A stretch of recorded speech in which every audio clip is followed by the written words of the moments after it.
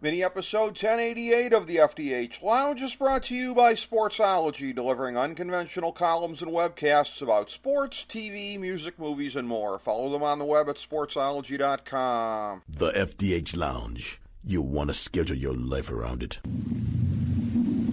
A long time ago, on a gloomy, wet Cleveland spring night, two men stand alone amidst the late-night drizzle.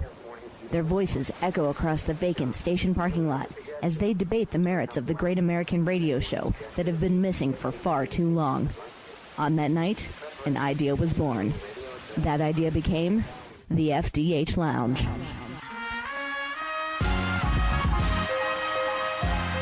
Welcome to the FDH Lounge. Hello, everyone. Welcome to FDH Lounge mini episode number 1088. You have two of your original FDH Lounge dignitaries with you here today, Rick Morris and Chris Galloway, and we are calling this the review of a Hard Knocks season and evaluation going forward. The Browns, of course, the Hard Knocks team of 2018. You saw them featured on HBO and really became media darlings from that point onward. And again, having Baker Mayfield in the mix, that didn't hurt either. So the Browns, after years of futility, capped off by an 0-16 season, only the second in the history of the league in 2017, becoming national media darlings at the outset of 2018, and a wild, unprecedented ride that followed from there. Who could have thought that the goofiness of Hard Knocks wouldn't even begin to get us set for what we would see subsequently? And one of the tiniest bit players of Hard Knocks, Freddie Kitchens, is now going into 2019 your new head coach of the Cleveland Browns. Chris Galloway, a wild ride, and again, 365 days removed from the end of 0-16 and the craziness and the bitterness of that kind of a season. Much, much better the next year, particularly if you isolate it to the second half. But who could have forecast everything that was coming off of 0-16? Well, I don't think anybody necessarily forecast the ups and downs of this season. And good morning, by the way. Good morning, sir. I think wild ride is a great way to put it. We started off. Browns fans actually, I think, for a team coming off of a franchise coming off of 4 wins in 3 seasons. Let's step back and ponder just how historically wretched that is, considering you had teams in the NFL that frequently win 4 games in 1 month. The Browns coming off of the last 3 years having won 4 games, front office changes, coach changes, then obviously hitting absolute rock bottom at 0-16. I found the Browns fan base, by and large, to be very optimistic coming into training camp. I think that fans that paid attention saw that there were pieces in place that made this team probably better than it was by record. I know you and I discussed the last 2 seasons, the Hugh Jackson era, that we both believed that this team should have won more games than they did based on the talent, and that in fact it was the coaching that was the problem. I think that has been borne out to be 100% accurate. Even Chris Palmer, with those terrible expansion teams in 2 years, won more games than Hugh Jackson managed to with a better roster. Right. So I think Browns fans overall, at least what I found, were somewhat optimistic. I think part of that is, you can't get worse than 0-16, and seeing that there were pieces in place, I think there was a belief that there was nowhere to go but up. I myself had predicted the team to go 6-10, and thought that would show some very good growth against what was going to be at least on paper at the beginning, a difficult schedule for an 0-16 team. Probably a bit unfair by the NFL. And we had some great moments. That Jets game, Baker Mayfield taking over the helm, bringing the team back to victory, the almost victory in New Orleans, the Browns doing something in week 2 that really nobody did this year. Nobody beat the Saints in New Orleans this year. Right. Browns should have, if it wasn't for our inability of our kicker to kick even the most basic field goals and extra points. And so I think we all immediately saw, even out of the gate, the tie against the Steelers that could have been a win, could have been a loss, but it also could have been a win. They should have beaten the Saints. Baker Mayfield taking over in Week 3, leading the Browns back on Thursday night against the Jets. I think we came out of the first 3 weeks as fans, that excitement of training camp, of thinking we had something, we had some talent, we had a core. I think at that moment in Week 3, we were excited, and with good reason. This team was maturing. Some of these guys were playing up, and we finally looked like, after that Jets game, oh my gosh, cross your fingers, we might have a franchise quarterback. Then we kind of bottomed out. Coaches got fired. New administration came in. I think it proved to be a good decision to bring Greg Williams in as the interim. And, to his credit, he steadied the ship and got these guys to toughen up and to buy in. And, and now we are where we are with even more lofty expectations going into 2019 off of an eventual 7-8-1 season. And as you mentioned, the bit player in Hard Knocks, Freddie Kitchens, now suddenly finding himself as the head coach of the Cleveland Browns after, at the end of the day, he sees opportunity through performance. And you can say that Freddie Kitchens did just that in 2018. A guy who's been in the NFL as a coach for 14 seasons. He's coached under some greats of, Bill Parcells and Nick Sabans and Bruce Arians. The guy has learned a lot. And he had his chance. He had his moment. He was elevated to offensive coordinator, and he showed what he could do. And he built a bond with Baker Mayfield and also this team. I think that's obvious from the reactions you see from a lot of defensive players on social media that they're very excited about Freddie. And so, Freddie's, carpe diem. He sees the day. He did. It was an unbelievable job that he did, a guy coming from nowhere. And again, I got to admit, at the time, and I was pissed that Al Saunders wasn't taking over the team and taking over the offense. But again, Greg Williams, beacon of stability. Of all the unlikelihoods of 2018, I don't know where that slots in, but that's way up there. But it was the case. I want to circle back to something you were talking about with the schedule. The schedule, of course, and we'll delve a little deeper on this in a second, proved not to be as hard as it looked on paper at the start of the year, in part because of the collapse of the NFC South this year. So it turned out to be an easier schedule than we all thought it was going to be.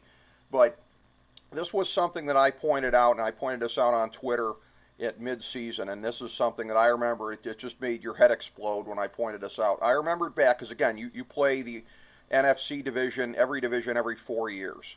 I remembered when we played the Atlanta Falcons in 2014. That was the pre-Thanksgiving weekend. My dad and I were on a drive down to Atlanta to see my brother's family, as we so often do. We had stopped off at a rest stop at the Kentucky-Tennessee border. That was where the Browns put away that game to go 7-4. So people say, 2007, the last great year of the Browns, or halfway great, or decent. Decent is what measures for historically great in Cleveland when it comes to the Browns of the last 20 years. But 2014, people forget that team was 7-4. When the Browns played the Falcons 4 years later in 2018 and won the game, it was their 7th victory since then. If you would have told me on that day in 2014, the team will not win a game the rest of the year. It'll win 3 games the next year, but that's going to look positively great compared to the 2 years after that where they win 1 game combined and start off with 2 wins and a tie in 2018. I would have said, good Lord, take me now. 7 wins since that win to put them 7-4 in 2014. That says it all. Well, I think what you're pointing out is why it's, first of all, hats off to Browns fans for coming into this season so positive. And I think you saw it as well. Yeah. And maybe it's delirium. Maybe it just had no sense of logic, right? Mm-hmm. But there was a lot of talk of, and the national media thought, Browns fans are crazy. People saying, hey, if our quarterback plays pretty well, we could compete for a playoff spot, a wild card. People were saying that, and people would look at Cleveland Browns fans like you're out of your mind. But the reality is that real fans, real analysts, local analysts, Not the hacks at the local fish wrap, but most people really diving into this could see that there was something brewing. Right. And that the culture was changing, and it wasn't superficial. There was really change. So I think people were excited. I think that's also why the national media misses it now and, thinks Browns fans are somewhat idiotic for being ecstatic about 7, 8, and 1. The reality is winning 7 games in 4 years or 4 games in the last 3 and going 0-16, 7, 8, and 1 looks and feels like going to the Super Bowl. Yes.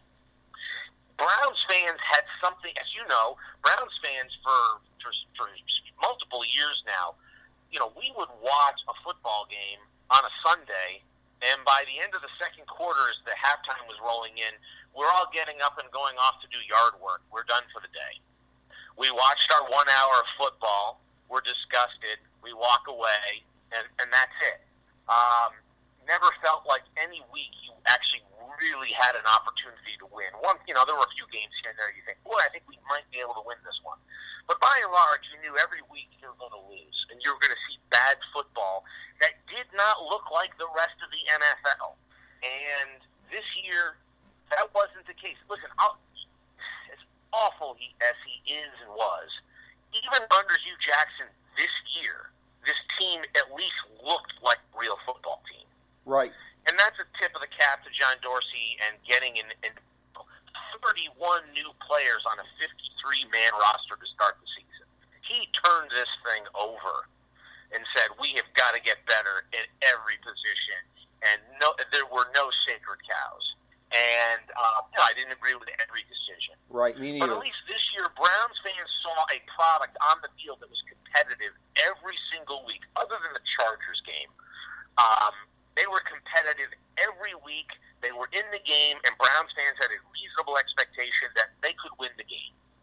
That is a wholesale sea change for what we have been subjected to for seasons on end, really for the bulk of 20 years. Yeah. And so I think that's what national media misses in terms of the enthusiasm of Browns fans at this particular point in time as we finish 2018 season, which is we have a real team that competes with every team week in and week out, and we have an expectation that we could win any game we're in. That is a real change. And, I think that's why you're going to see higher expectations going into 2019. Very much so. And you talk about expectations. To put this in perspective between you and I, you look at, again, I sort of date the collapse of the glory days with this team as really starting in 1990, because the Belichick years were by and large nothing to write home about. I know people like to talk about the fluke season of 94. I never put any credence in that. That was just a team that played above its head. 89 going into 90 is the last time I ever looked forward to a Browns season. I can't wait for the next season to start. The Raymond Claiborne holdout in the summer of 90 was sort of a precursor for the collapse that followed. That team got old overnight. To put it in perspective, you and I met and got to be friends in the fall of 90. I have to go back to the beginning of when you and I became friends, 28, 29 years ago, which seems forever. That's the last time I looked forward to a Browns season. You've not known me since, Chris, as somebody who's looked forward to a Browns season the entire year. This is the first since then. The entire time I've known you, you sort of have this sort of melancholy. Yes. Like, well, it's another Brown season.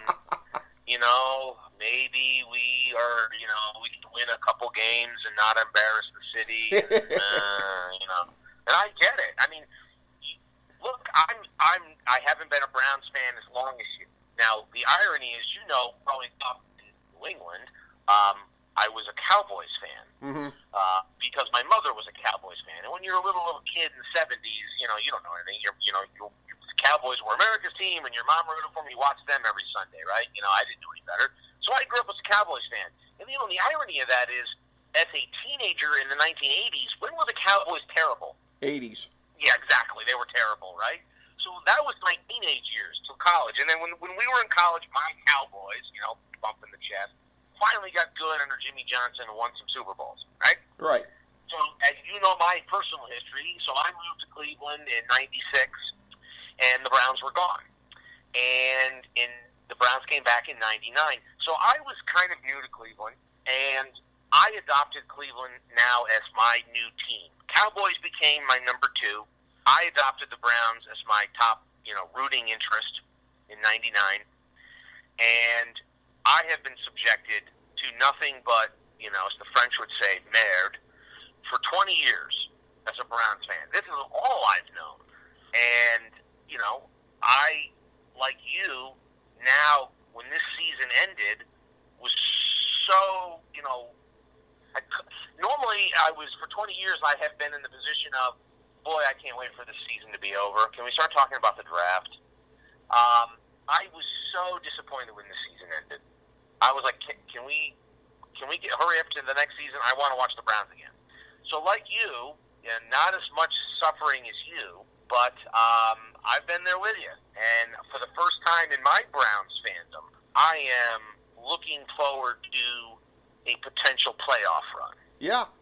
I mean, and I think it's realistic. This is a team that finished a game and a half out, being coached half the year by Hugh Jackson, which is the very definition of playing half the season with one arm tied behind your back, and they still finished a game and a half out of the playoffs. By the by, these stories about how we pick up our secondary teams in childhood, it's always interesting. It's always a great story, no matter who you talk to. In my case, picking up in the late 70s and then into the 80s, Miami as my 1A team.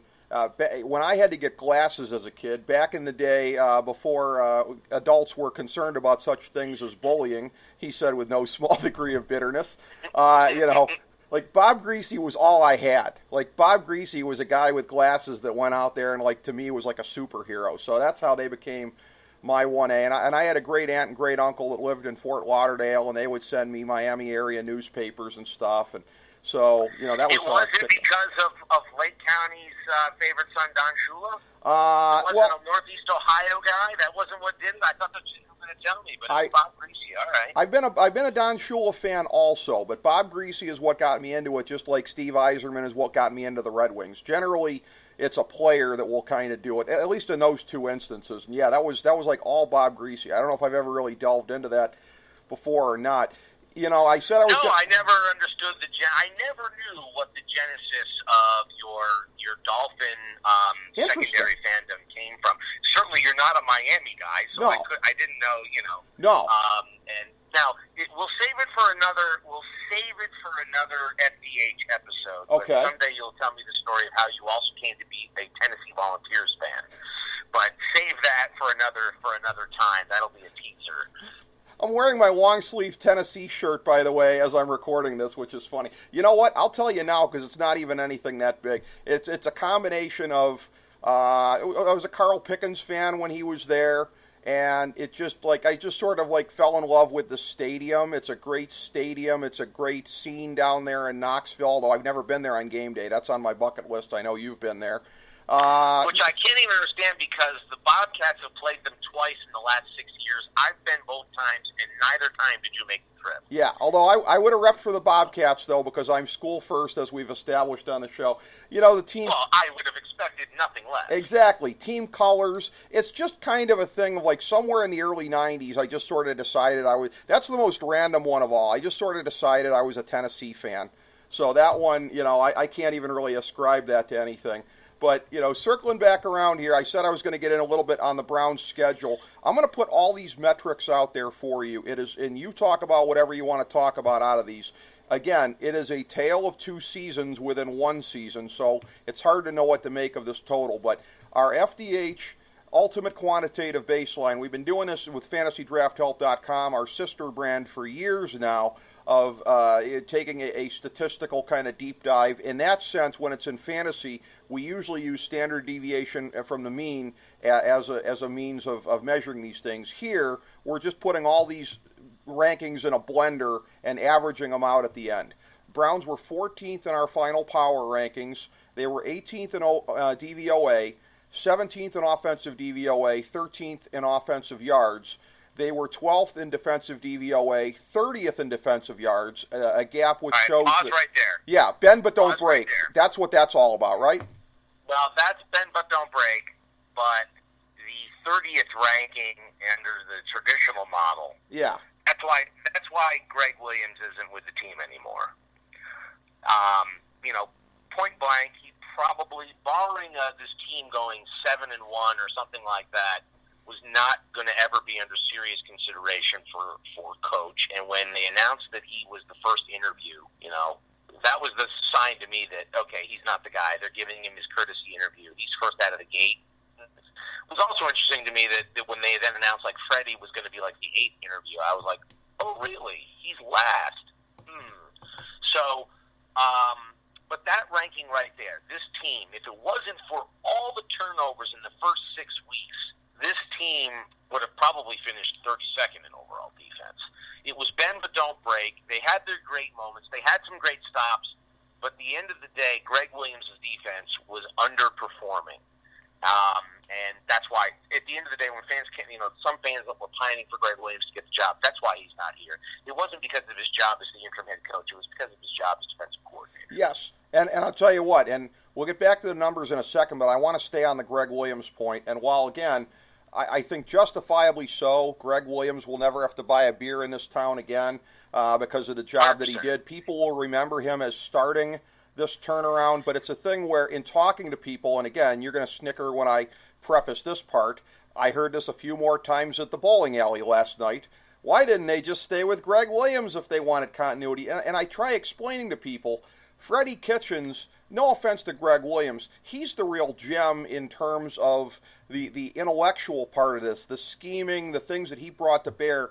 And he's going to be somebody else's head coach in a year if he's not the Browns' head coach, and you lose the continuity. So, I mean, the notion that, again, it was a mature decision on their part. We'll talk more about this in a second after I finish the statistics, but it was mature in the sense of realizing we live in the real world. There's still Ohio State fans that are like, oh, if only Tom Herman hadn't taken the Texas job. Well, that's what happens. You move up in the world when you earn it. And Freddie Kitchens was going to move up to become somebody's head coach with the track record he was putting together, and the Browns very wisely said, let it be us then. That's correct, because and we'll get back into this more, but how often do we as Browns fans look back at all the coaches we've had here that are excelling in other places, and players that we had here that are now starting and doing well in other places, and we say, well, I don't understand what happened. Why didn't we have them? Why didn't we keep them? We could argue that that hiring Freddie Kitchens was actually the bold move and the forward-thinking one that recognized, the future. I think so. I think that's definitely the case. The Browns were 30th in special teams DVOA, which they've already addressed that part of it here. 15th in strength of schedule. We would have expected that to be higher. Now, that's based on the final FDH power rankings and then averaging all that out. You would have expected with 7 wins, looking at this at the start of the year, that they would have been higher than 18th on our impressiveness of victories index. But that is an index that is 50% how many games you won and 50% your strength of schedule. So again, you would have thought beginning of the year that might have been borderline top 10, if not top 10, in impressiveness of victories index. But it had something to do with the softening of the schedule. 21st overall in terms of the UQB ranking, which again, I think the first half of the season really kind of pulls that down a little bit. 14th on the power rankings. That's the thing where, again, that is the thing that is all hopefully educated subjective, but subjective. So when you look at it... I think your ranking of 14 is a little high. You think so? And again, I know your model and how you do it. I have the Browns sort of about 15, 16. Okay. But again, that's just splitting hairs. I think the interesting thing to me there is you talk about the strength of schedule and the wins. That is one of the landmines going into where we need to temper the enthusiasm, because basically the Browns got wins over crummy teams. Well, and large. They beat the teams they're supposed to beat, right? Quote unquote. And so, that's the first step to turning it around, right? Start beating the teams you're supposed to beat. We talk about that, in our Bobcats in the MAC, and on their never winning a MAC championship. It's because we beat all the teams we're supposed to beat and then never beat the ones that we need to beat to get over the top. You can fill up your schedule on the Kents and Akrons, and that's basically what the Browns did this year. They beat the teams that they were supposed to beat, and they came up short against the teams that they needed to do. That the wins, the New Orleans and those types of wins, or beating the Ravens the second time around. Those are the wins that would have got them into the playoffs, and they couldn't get it done. So that is the only that's one of the sort of landmines as we look at forward to 2019 for the Browns, and to temper the enthusiasm a little bit, which is they didn't get that big signature win this year that you go, whoa. They didn't topple the Chiefs. They didn't beat the Chargers. So, they didn't go to Pittsburgh and perform very well. So that is one thing that Browns fans have to sort of, pump the brakes on some of the enthusiasm. I think so. I really think so. And again, the way that they're progressing with another strong off season, with the way that the AFC North is coming back to them at just the right point in history, all these things add up to what should be an outstanding 2019 and a season where we as the fans are going to go into it saying playoffs or bust. But yes, you are absolutely right. And again, people look at, Bob Glassman, one of our FDH Lounge dignitaries, who is a professional pessimist, says, oh, yeah, well, the offensive line might have been the second best in football this year, according to Pro Football Focus, but hardly anything in the way of disruptive injuries. What are the likelihood of that in 2 years in a row? And he's basically right, although I also pointed out to him they came into the season with a gaping hole at left tackle, the most important spot on the line, and still managed to be second overall by the end of the season. So theoretically, they're going to enter next season with a much more finished picture in mind. So I think that kind of evens up. But you're right. There are positives and negatives that are going to come out. And if you're looking at it with the kind of optimism we are for next year and the expectations, the best you can hope for is that the unexpected good and bad will even itself out.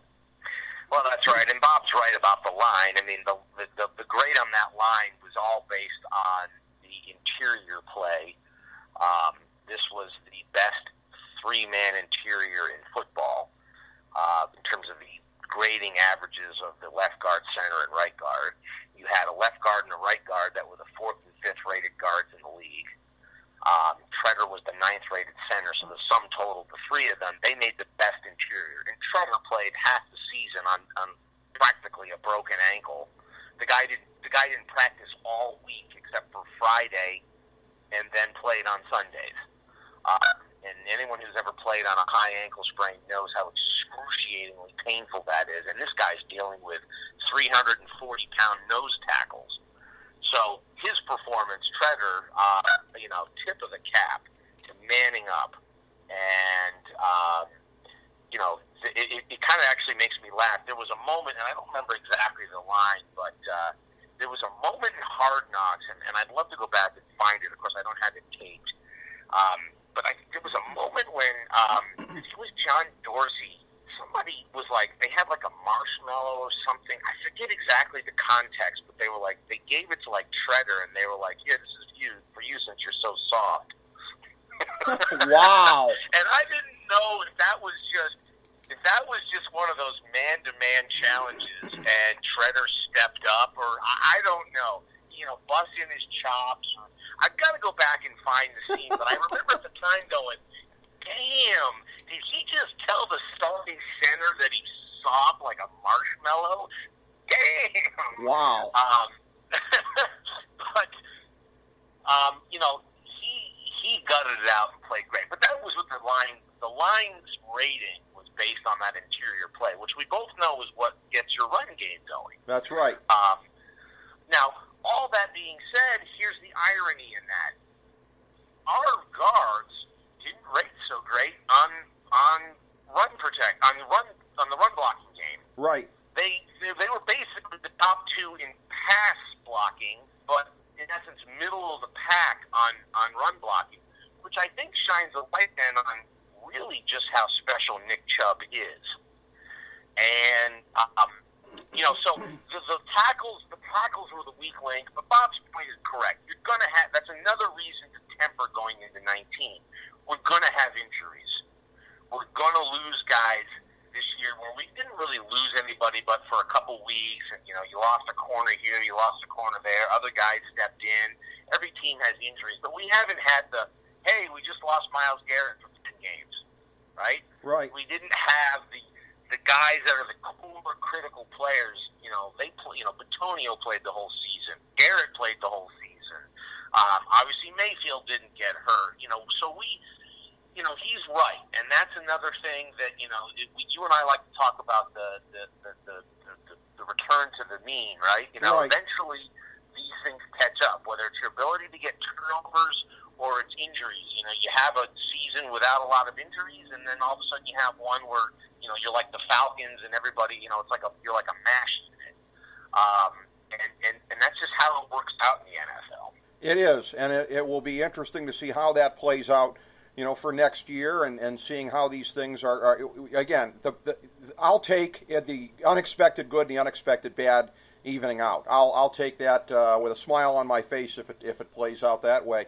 But as far as going into next year, to bring this whole thing full circle, again, we've alluded to this a little bit, and that being the reaction of, and again, I come into this as a pretty bitter person based on what I call the clickbait national media, the vulture media. After the last couple of years of how they did everything they could to try to put their thumb on the scale to get LeBron out of Cleveland, they were resentful. I was just happy out of spite every June they had to come here because I knew how badly they didn't want to be in Cleveland.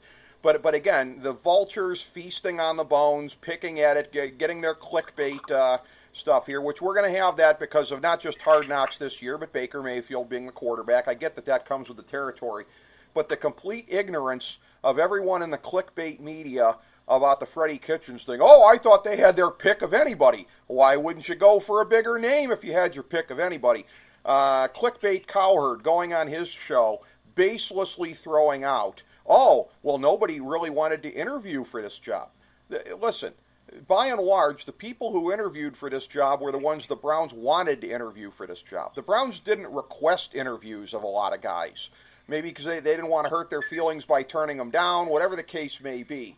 As far as I know, the Browns got a chance to interview with anybody they wanted to interview with, and Freddie Kitchens was the pick. It's the analytics guys, and not even necessarily that. I don't even necessarily just mean that, but the smarter ones, the people who were paying attention, the Pro Football Focus types, they were the ones. Peter King was the first one in the national media, I think, to throw it out maybe about 2 weeks ago of like, hey, maybe it'll be Freddie Kitchens, and maybe it should be.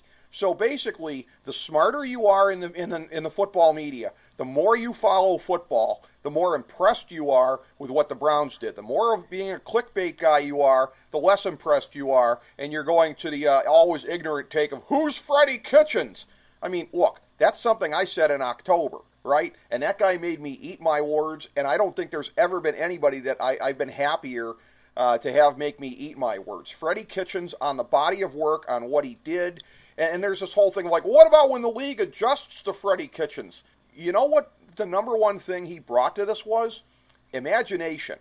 And that is an endlessly renewable resource, Chris. If you got imagination and you got balls, you're going to keep coming up with new things and better things. And Freddie Kitchens strikes me as the kind of guy who's going to be drawing up stuff on a piece of cardboard all the way from now until training camp. So I could not be happier under the circumstances that the Browns didn't step on their own Johnson in the coaching hunt the way they usually do. Well, all right, and there's a lot to unpack there. You've got two different main points, and I'm going to tackle them individually. One is the media reaction, and then one is the actual process. I'll start with the process, because that's the most important part as it relates to the Browns. Everybody came out of this thing saying, well, John Dorsey's coming here with his list. He knows who he wants, okay? There's no doubt that he came with a prospect list. Any good GM is constantly looking at their lists for coaches, for talent in college ranks. He obviously did that with quarterback. I mean, the guy had gone and watched Baker Mayfield 14 times,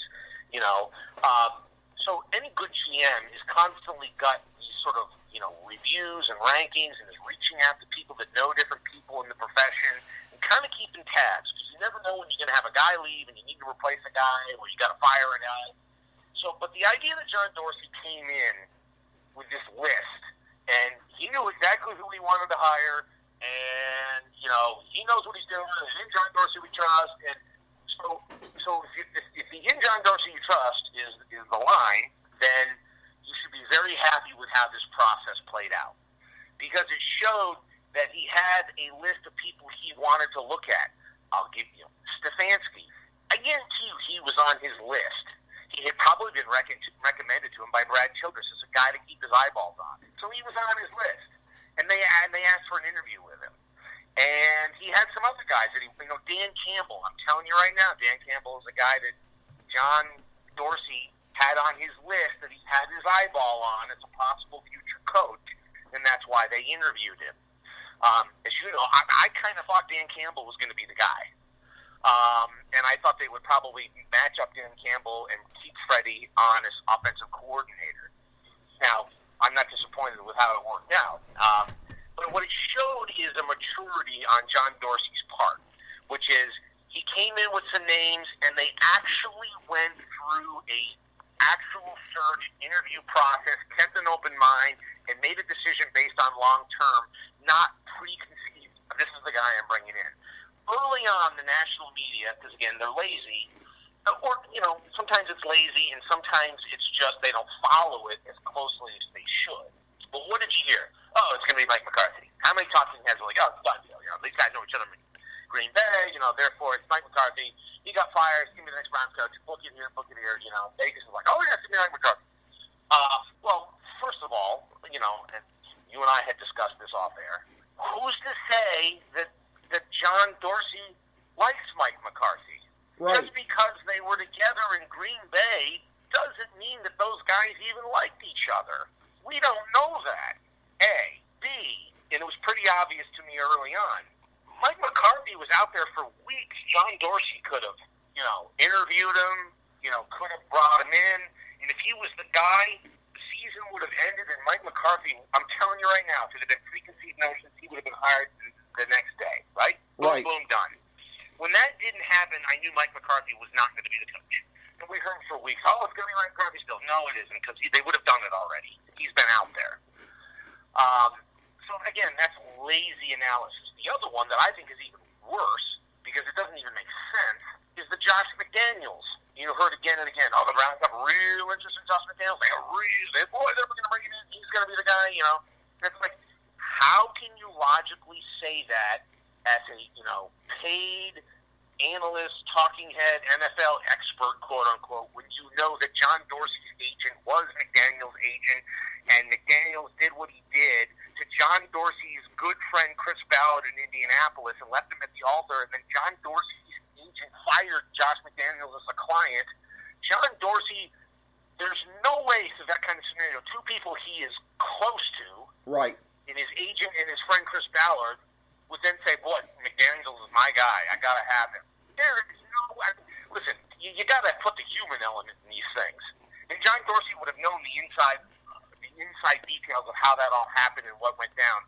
So the fact that they never even called didn't surprise me at all. I would have been surprised had they even interviewed the guy.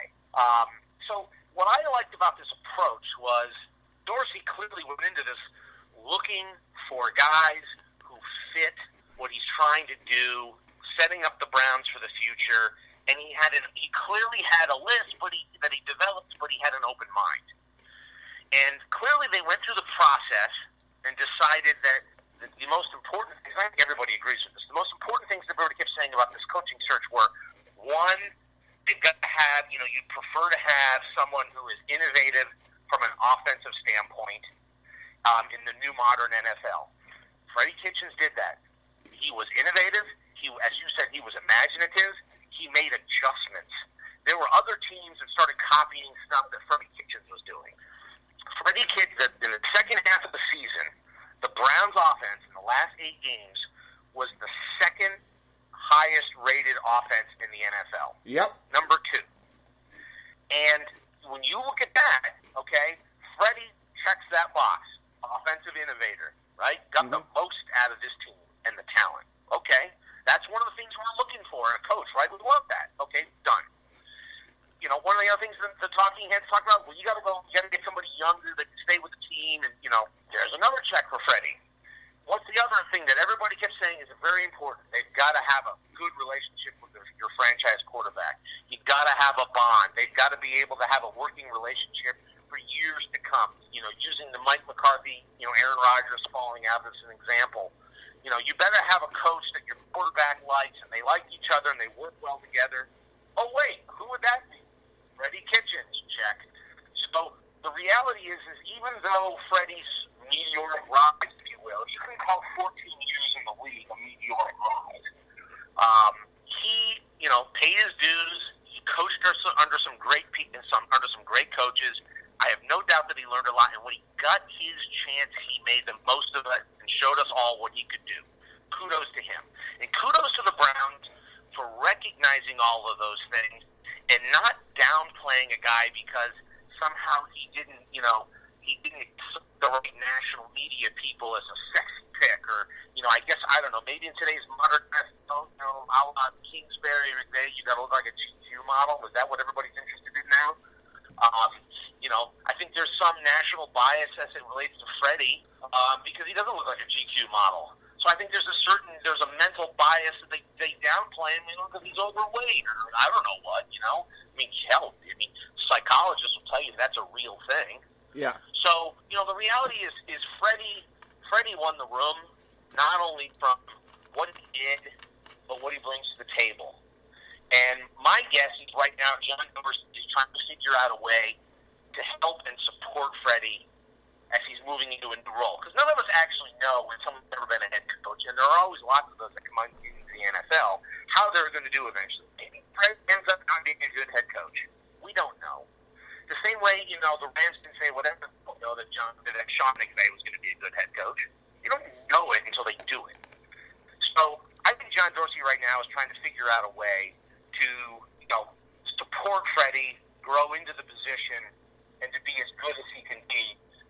Because clearly John Dorsey, in his first coaching hire, the easy and lazy thing for him to be would have been to take the sexy pick, right, the big name. Right. And everybody would have said, oh, great job, John Dorsey. John Dorsey has, I know this is a family program, the guy's got balls of steel. Yep. He has no problem in doing what he thinks is the right thing. And he decided, I don't care what anybody thinks. I'm taking Freddie Kitchens, and I'm taking him for the long term. And, time will tell. I think it's probably in the position that we're in as a franchise, probably the right pick. He's the continuity to stick around. The reason the Browns were any good in the second half is all because of Freddie Kitchens and what he drew up and how he worked with Baker Mayfield. So I applaud the Browns. I applaud the Haslams for letting John Dorsey do what he needed to do in this process. And then I applaud the Haslams for finally getting it right and getting out of the way. And now the Freddie Kitchens will now, like a real NFL franchise, will now report to the GM and not this cockamamie, I report to the owner, you report to the owner, everyone reports to the owner, the janitor reports to the owner, we're all doing our own thing. There's finally a real structure in place, a real management structure that can work. And that to me shows that ownership now has, John Dorsey now has the complete trust of ownership. Yeah, as well he should. No more. And as I told you, I'm not on the John Dorsey cult like a lot of people are now in this town. He's made mistakes in his first year. Most of his moves have been great. He's made some mistakes, and he's going to make more. But the reality is, by and large, he's doing a good job, and he's earned the trust, and now we're going to get an opportunity to have a normal functioning franchise. Exactly. So that's the first. The process. Yeah. I think worked. It was professional, and I think they made the right choice based on the paradigm of the new league and what their choices were. Because to your point, you could have brought in Dan Campbell, made Freddie the offensive coordinator for this year. It would have been that would have been a promotion for Freddie. He would have gotten more money. His career would be on an upward trajectory, and then he would have left certainly within 2 years, if not after next season. And then you're back to now having your young quarterback learning a new offense with a new offensive coordinator, and now we've provided for continuity for a young quarterback, which is the most important thing. So they got it right from that perspective. Now, let me flip gears to the national media. Right. And their take on it. Look, it's a lot of this is clickbait. A lot of it is just say the outrageous thing and get people to click on it. Just get Bayless saying, LeBron's not even the top 10 player in NBA history. I don't like LeBron, but, he is one of the top 3 players ever in the NBA, right? If not possibly the top-rated player. They do the same thing with this, right? I mean, I agree with you. There's an anti-Cleveland bias. Other than when they like to go, oh, yeah, look at the Indians in the World Series. Oh, yeah, look at the good old Cleveland will pat you on the head. Other than that, they want nothing but bad things for Cleveland because they enjoy having a punching bag. They love to be able to make the jokes about the river was on fire. Okay, the last thing that happened was 1968. Yep. Okay, can we move on? That was 50 years ago. Okay? And, by the way, Cleveland wasn't the only place that had a body of water catch fire because of chemical spill. Right. Duh. So, they love the fact that Cleveland is always there. It's a convenient punching bag, and they're doing it this time around. Well, look, they hired Freddie Kitchens. So Browns are going to Brown. Boy, they really blew it again. I don't see that. What I see and what they miss is, as you point out, the analytics of how this was the second best on offensive football the second half of the season. What they miss is Freddie, they call him like young and inexperienced. Okay, 14 years in the league as a coach? Right. Coaching, there's some great coaching. Is that young and inexperienced at 44? I don't think so. So that means, again, false statement. They talk about, boy, you could have gotten a big name. A big name does not equate to success. I mean, that's a false. Would Adam Gase have been a better pick for the Browns than Freddie Kitchens? No. But he would have been the sexy new, the big name that we had to go out and get. Oh, why? They obsess over those things, and a lot like their trashing of Baker Mayfield when we drafted him, most national people did. Boy, the Browns blew it again, but did they? Oh, wait. No, he finished the season as top 12 quarterback as a rookie. So, terrible hire. They could have gotten Mike McCarthy. And again, some of that is clickbait. Some of that is not really diving into the reality of how he was a season, along with Greg Williams. Give him part of the credit for righting the ship, for creating an innovative offense and getting the most out of Baker Mayfield as a rookie. Got to give him credit for that stuff, and they don't. They don't give him any credit for it. And so, we're just look. I don't. There's part of me, Rick, that'll tell you I actually kind of like it because I think it just adds more fuel that burns so hot inside of Baker Mayfield. Yep.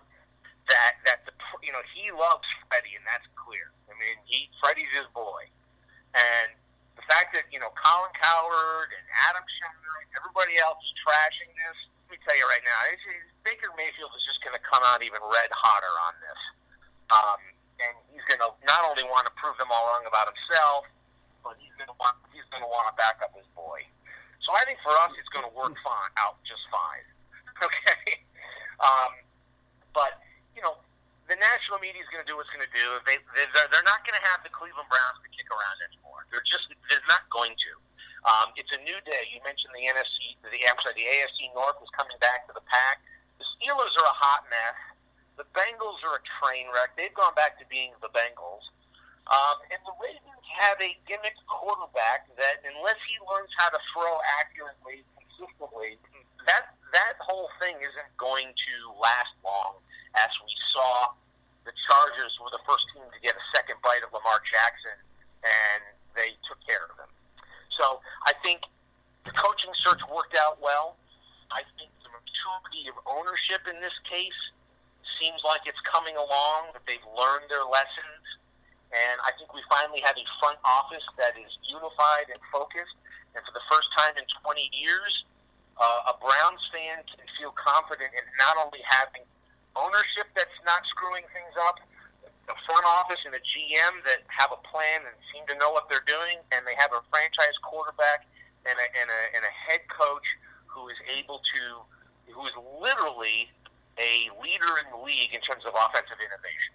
Very much so. And I'm going to give you my closing thoughts here, Larry King style, just kind of randomly, based on a couple things there you were talking about and some other things. Closing thoughts. cross-sport comparisons, the way that the NBA and the NFL have been almost parallel the last 2 to 3 to 4 years in terms of offensive innovation. Life comes at you fast. Mike McCarthy equals Tom Thibodeau right about now. Not that neither of them is going to be able to adjust, but they got to prove they can adjust. By the way, Lamar Jackson equals Ben Simmons. If you're a quarterback, you got to be able to pass. If you're a superstar, you got to be able to shoot. Both of them, again, I don't rule it out, but it's a hard thing to learn at that level. Adam Gase, again, his chief qualification, as far as I can see, for his quote-unquote success in the NFLs, he knew just the right amount of cinnamon to put in Peyton Manning's latte every morning in Denver there. That was his most important job, and he did get it right, and that's why Peyton Manning will vouch for him to this very day. Again, well, we even said it at the time, like, well, Adam Gase, great offensive coordinator. We're like, Peyton Manning's the offensive coordinator in Denver. Yeah, exactly. Or are we kidding? Well, exactly. He's gravy trained off that to 2 jobs undeservedly now. Nick Chubb, I will say this again, if healthy, top 5 back in the league. Remember, he was supposed to be the second coming of Todd Gurley at Georgia, and he was before he got hurt. And guess what? We saw what he looked like finally shaking off the effects of that injury. It can take a running back a year or two. And again, if healthy, top 5 back in the league. Running backs with that kind of size and speed are unicorns. The Browns got a steal there. Again, John Dorsey, credit where credit's due. You know I wanted more superstar punch last year in the offseason. They didn't go really do that. I thought it should have been Sam Darnold with the pick. Look, if the Jets and Adam Gase don't ruin him, Sam Darnold is still going to be amazing in this league. But Baker Mayfield, my biggest question was the height. He has proven me wrong, and I am thrilled. I said at the time, there's a pathway to him proving me wrong, unlike Brandon Weeden and Johnny Manziel and all these other chodes that they took. And thankfully, I was at least right about that. Baker Mayfield was able to prove me wrong, and he did. And last thing on Freddie Kitchens here. Coaching trees, we look at this. This guy came out of 3 of them. Arians, Saban, and Parcells. Not too bad as far as guys to be able to learn from, take things from, and kind of go forward. So that's my thoughts on that and why I think the Browns are in good shape heading into next year. Well, I share your thoughts on Sam Darnold. We both would have taken Sam Darnold, and we both even said at the time that Baker Mayfield, if he was 6'3.5", would have been the unquestioned number 1 pick. It was always about the height for us. Now, some people it was about the off field. I never considered any of that stuff anything. The Crocs like heard around the world. Like, who cares? It was obvious his teammates absolutely loved him and would fight to the death for him, and that's obvious in the Browns. The way by week 8, you've got defensive veterans on the Browns saying on national radio, "That's my dog, yo. That's my boy. That's my quarterback." He owned that team by week 8. When you have multi-year veterans like, "That's my guy," as a rookie, he is just instantly taken over that locker room, and it was his team by week 8. No questions, even no doubt about it. So, do I think Sam Darnold's going to still be a great quarterback in this league? Yeah, I do. I mean, to your point, unless the Jets ruin it. He's got all the skills. He's young. He played very well this year, by and large, for a rookie quarterback on a lousy team. Sky's the limit for Sam Darnold. You and I talked about coming into this year with all the quarterbacks.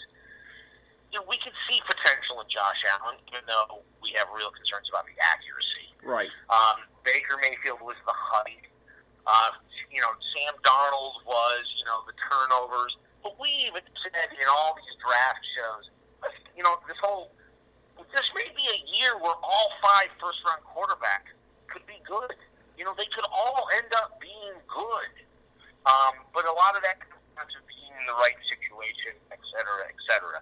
Really, right now, the guy with maybe the big question mark hanging over him, who everybody said was the most NFL ready, is Josh Rosen. So, that just shows you how the worm can turn on these things. Final thoughts. Clearly, the Browns are on the right trajectory. Talked about having all the pieces in place. I want to warn you that even though they have a ton of cap space, you're not going to see the pricey veteran bonanza out of John Dorsey again. Right. He's going to pick up 1 or 2 pieces, a la a Landry, probably a defensive player. I pointed out to you the kid from Denver that I would keep an eye on. Right. There's going to be some guys like that. He's not going to go crazy on that stuff, but he's going to pick up some critical pieces just like last year. That's his style in free agency. Look for that again. Adding depth, adding some quality, adding a few quality starters, and then going into the draft and looking for the gems. And we have time, obviously, in future shows to kind of dive into some of that stuff. That's what I look for, coming up in the free agency. I think that model will continue to hold. Lastly, early on, looking at the schedule, looking at this team, if they make some good off-season moves, I haven't settled on a final prediction yet, but I feel the floor for this team is about 7-9, and the ceiling's about 11-5, and somewhere in between is where they're going to land. And I'm kind of leaning towards 9-7 and 10-6. I haven't made up a final decision on that yet. Let's see how the off season goes. But I think for Browns fans, the expectation should be, at this point in time, having a franchise quarterback, having an innovative head coach offensively, having some key defensive pieces in place, and having the NFC North sort of coming apart at the seams a little bit. The expectation should be AFC champions, North champions, as well as a playoff spot.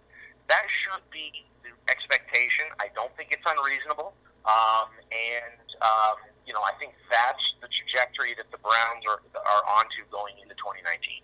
I agree with all of that and what you just said. And again, as far as free agency goes, one of the things that they've been successful, my last note is this. We've talked about this, sort of football's equivalent of post-hype prospects in baseball. Greg Robinson, Brashad Perriman, two pedigree guys, former first-round picks given up as busts, both having revivals in Cleveland this year. One of the guys I look for in free agency potentially, coming back to the state of Ohio, Bradley Roby, another guy. He has not lived up to the billing of being a first-round NFL cornerback, but again, that's the guy you want to take a chance on maybe, somebody that's shown in the past that he has the talent and the ability. Can you get something out of him? And again, the Browns were 2 for 2 with Perriman and Greg Robinson this year, who played very important roles on this team. But again, let me cap that off actually with one other comment. Yeah. And this will be the first time in the 20 years that I've been a Browns fan. Because of Baker Mayfield and Jarvis Landry and John Dorsey, Myles Garrett, et al., and probably mostly Baker, the Browns will no longer have to pay the Browns premium for a free agent. Yes. We will not have the Tony Jeffersons of the world saying, I'm going to take less money to go to Baltimore because I ain't going to Browns for more money. Those days are over. Having to overpay for an underperforming free agent veteran, those days are over. A guy like Baker Mayfield is your quarterback. Guys want to play for him. They want to play with him. They want to be a part of it. And so the days of the Browns premium they're gone. And I haven't heard anybody talk about that, but that's going to be important going into this offseason. Well, the other thing, too, in terms of, and my final note will be this, in terms of the heritage of the Browns, in terms of what it would mean because of the historical glory of this franchise, as far removed as it is, this is one of these things where, and I think players take note of this kind of thing as well, what it's like to be a part of something that historic. You think athletes aren't aware of the fact that, say, for example, Richard Jefferson will always have, like, godlike stature in this town for being a part of that? Like, the way that you're remembered, what your legacy as a player is, if you're on the first Browns Super Bowl team, holy crap. Like that's not going to help you if you're borderline for Canton or not. You know what I mean? I agree with you, but I don't think most players think that deep. I mean, I think there's some that do that understand the history of the Browns, but I think that we've seen that, our players right now, they're all basically millennials and Gen X. And good point. The reality is that we had players this year going into the second Ravens game that the press had to tell them, the Ravens used to be the Browns. Well, I didn't know that. They didn't know that. Yeah. Like, what? What do you mean the Ravens used to be the Browns? I think in context of that, I think old men like you and I understand that. I don't think the 28-year-old understands that at all. Okay. So, not to disagree with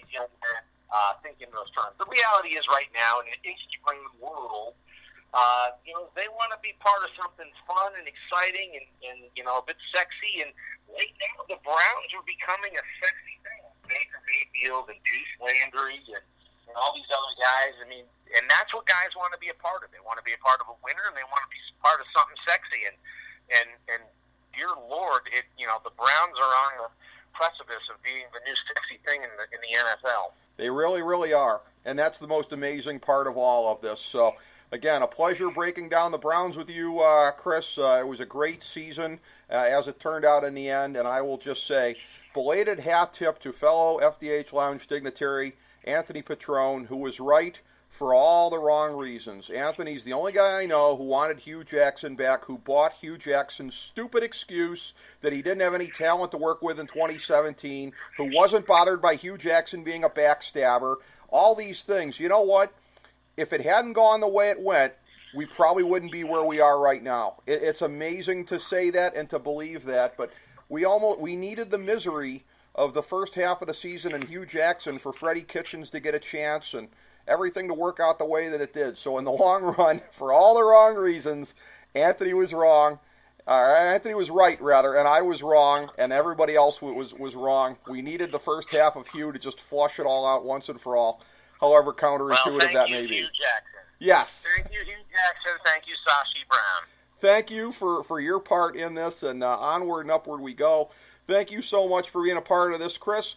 And thank you, everybody, for tuning in for FDH Lounge Mini Episode number 1088. As we bring the show to a close, we would like to extend our deepest gratitude to NBC, CBS, ABC, Fox, all Clear Channel affiliates, TNT, TBS, USA, UPN, Deadspin.com, YouTube.com, YTMND.com, MySpace.com, various blogs, Fox News, CNN, CNBC, MSNBC, IamBoard.com, Billboard.com, Google.com, ESPN, ESPN2, ESPN News, ESPN Classic, NBA TV, NFL Network, Sports Time Ohio, Athlon Magazine, Comedy Central, Cartoon Network, The Boomerang Channel, QVC, BET, The Spice Channel, Steno Notebooks, Manwich, Papermate Office Supplies, waitresses, strippers, bartenders, garbage men, janitors, microwave popcorn, the writers of The Office, Scrubs, Entourage, My Name is Earl, Oz, Metalocalypse and the Boondocks, Aquafina, and the Periodic Table of Elements.